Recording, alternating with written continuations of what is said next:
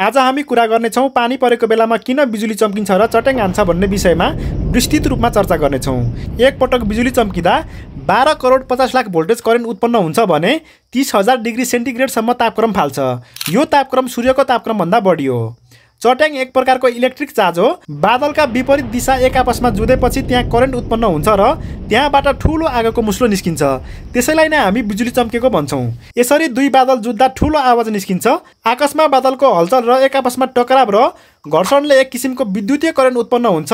यसरी उत्पन्न भएको करेन्टलाई वैज्ञानिक भाषामा विद्युतीय अणु प्रोटोन भनिन्छ।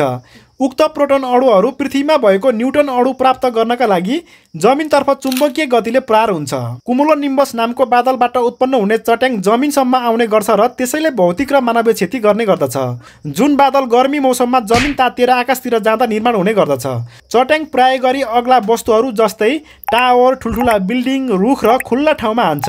यसको केही प्रमुख कारणहरू छन्। अग्ला वस्तुहरू बादलको नजिक हुँदा बिजुलीले यी वस्तुहरूलाई सजिलै भेट्न सक्छ। अग्ला वस्तुहरूले ठूलो मात्रामा विद्युतीय चार्ज आकर्षित गर्छन्। जब बादलको चार्ज र जमिनको चार्ज बीचको भिन्नता अत्याधिक हुन्छ, ती अग्ला वस्तुहरूले चार्जलाई आकर्षित गर्छन् र चट्याङ हान्न सक्छ। त्यसैले यस्ता ठाउँ वरिपरि नबस्नु होला।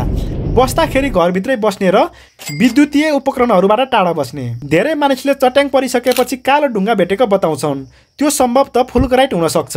फुलग्राइट भनेको चट्याङले जमिन वा बालुवामा हानेपछि चट्याङको तापक्रमले पृथ्वीमा भएको बालुवा, माटो, ढुङ्गा जस्ता चिजहरू पग्लिएर बन्ने प्राकृतिक वस्तु हो। यसलाई चट्याङको निशानी पनि भनिन्छ। हामीलाई आशा छ कि तपाईँले पानी परेको बेलामा किन बिजुली चम्किन्छ र चट्याङ हान्छ भन्ने बुझ्नुभयो। कृपया यो जानकारीमूलक भिडियो मन पर्यो भने लाइक गरेर साथीभाइहरूलाई पनि सेयर गर्नुहोला। साथै कुनै पनि सल्लाह सुझाव र प्रतिक्रिया भए कमेन्ट गर्नुहोला।